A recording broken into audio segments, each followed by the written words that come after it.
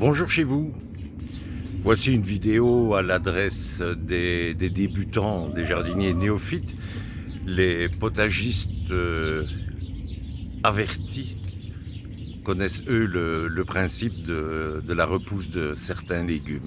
Nous allons voir ça un petit peu plus en détail maintenant.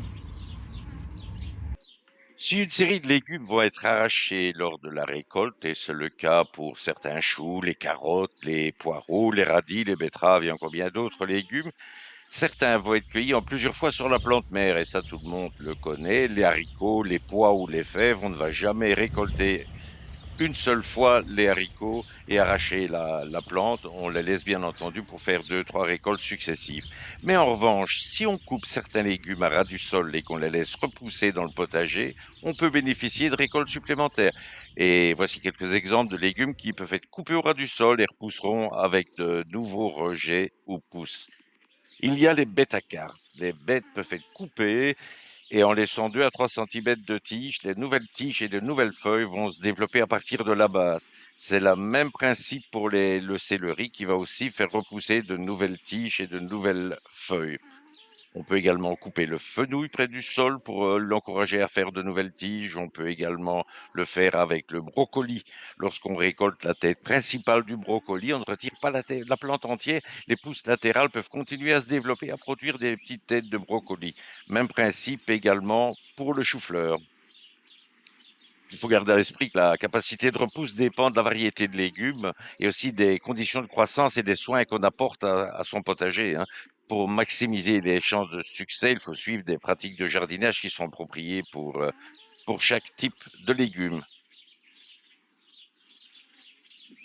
Voilà, vous voyez ici que les céleris repoussent allègrement. Bon, ça ne va pas donner le même plant de céleri qu'au départ, mais on va pouvoir déjà récolter pas mal de tiges qui vont pouvoir servir en cuisine en dehors des plants si on les avait arrachés.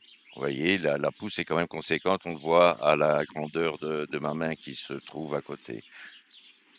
Les laitues, les laitues. L'intéressant de cueillir les laitues feuille par feuille sur l'extrémité de la laitue, donc sur le pourtour plutôt de la laitue.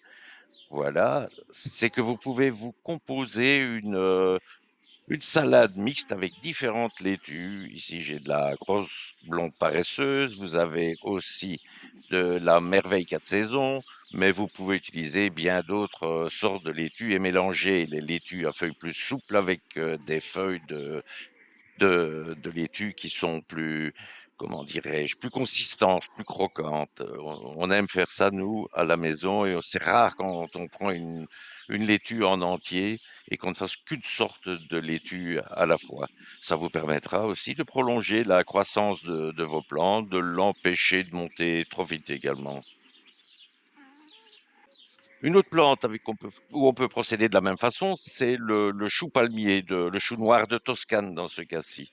Si vous récoltez les feuilles extérieures, les feuilles les plus grandes à la base du chou, enfin plus en dessous de la tête, vous avez la tête qui continue à pousser, à reproduire de nouvelles feuilles.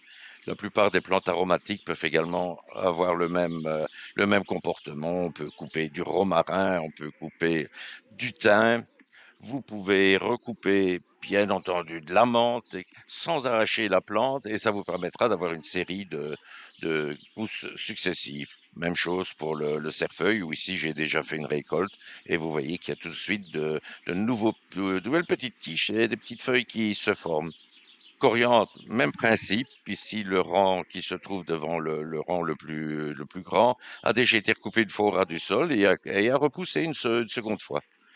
Voilà une autre série de choses, le pak choi, etc., où vous pouvez faire des recoupes de feuilles sans les arracher.